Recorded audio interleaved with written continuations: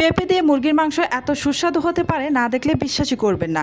আজকের রেসিপিতে কিভাবে দেখাবো খুব সহজে নরম ঝোলঝোল আর দারুণ স্বাদের পেঁপে দিয়ে মুরগির মাংস রান্না করবেন। পুরো ভিডিওটি শেষ পর্যন্ত দেখুন, তাহলে প্রতিটি টিপস মিস করবেন না। এখানে আমি মিডিয়াম সাইজের একটি পেঁপে আর 1 কেজি পরিমাণ মুরগির মাংস ভালোভাবে ধুয়ে পরিষ্কার করে নিয়েছি। আর পেঁপেটার খোসা ছাড়িয়ে আমি একদম ছোট ছোট কিউব করে কেটে নিয়েছি। পেঁপেগুলোকে আমি অফ ক্যামেরায় হাফ সিদ্ধ হওয়া পর্যন্ত ভাপিয়ে নেব। এবার চলে আসলাম চুলায় একটা প্যান বসিয়ে দিয়েছি আর প্যানের মধ্যে আমি দিয়ে দিচ্ছি প্রায় হাফ কাপের মতো সয়াবিন তেল। এবার এই তেলটা গরম হওয়া পর্যন্ত অপেক্ষা করব। তেল গরম হয়ে এসেছে, এবার এখানে প্রায় 2 কাপের মতো পেঁয়াজ কুচি দিয়ে দিলাম। এবার দিয়ে দিচ্ছি 6টির মতো সাদা এলাচ, 3টি লবঙ্গ আর 4 টুকরো দারুচিনি টুকরোগুলো একটু ছোট ছোট আমি 4 টুকরো নিয়ে নিয়েছি। এবার এখানে দিয়ে দিব 3টি মিডিয়াম সাইজের তেজপাতা।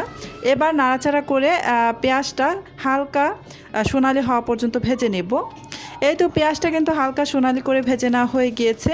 এবার এখানে আমি দিয়ে দিব আদা পেস্ট 1.5 টেবিল চামচ পরিমাণ, রসুনের পেস্ট 1.5 টেবিল চামচ পরিমাণ। এবার আদা রসুনের কাঁচা গন্ধটা চলে যাওয়া পর্যন্ত কয়েক সেকেন্ডের মতো ভেজে নেব।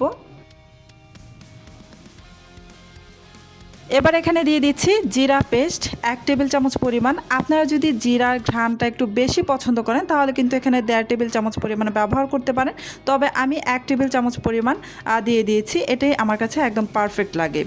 এবার জিরাটা দেওয়ার পর নাড়াচাড়া করে মিশিয়ে নিই। তারপর এখানে সামান্য একটু পানি দিয়ে দিয়েছি, তারপর দিয়ে দিয়েছি স্বাদ অনুসারে লবণ, 3 চা চামচ পরিমাণ মরিচের গুঁড়া, 2 চা চামচ পরিমাণ হলুদের গুঁড়া, আর এখানে দিয়ে দিয়েছি কিছুটা ধনিয়ার গুঁড়া, মানে প্রায় 1 চা চামচের মতো হবে, খুব বেশি ধনিয়ার গুঁড়া আমি এখানে ব্যবহার করিনি, প্রায় 1 চা চামচ দিয়েছি।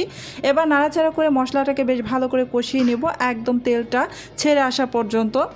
পানিটা দেখুন একদম শুকিয়ে কিন্তু তেলটা ছেড়ে এসেছে আর মশলাটা খুব ভালোভাবে ভাজা ভাজা হয়ে গিয়েছে, কিন্তু পুড়ে যায়নি। তো এই পর্যায়ে এসে এখানে আমি দিয়ে দিব মুরগির মাংস। আমি আগে থেকেই 1 কেজি পরিমাণ মুরগির মাংস খুব ভালোভাবে ধুয়ে পরিষ্কার করে নিয়েছিলাম। এই মুরগির মাংসটা আমি এখানে দিয়ে দিচ্ছি। আমি হাড় সহ মুরগির মাংস এখানে নিয়ে নিয়েছি 1 কেজি পরিমাণ। এবার মাংসটা দেওয়ার পর নাড়াচাড়া করে ভালো করে মিশিয়ে নিচ্ছি।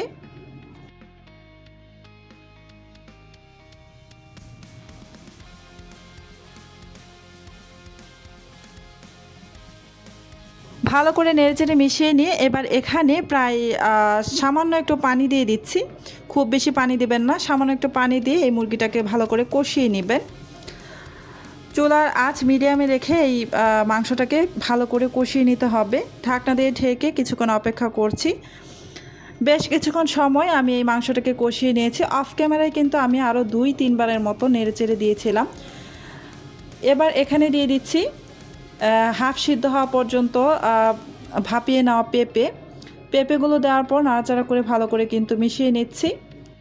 পেঁপের টুকরোগুলো কিন্তু আমি ছোট সাইজ করে কেটে নিয়েছি, আপনারা চাইলে কিন্তু আরও বড় বড় করে কেটে দিতে পারেন, তবে আমার কাছে এভাবে ছোট করে কেটে দিলে বেশি ভালো লাগে।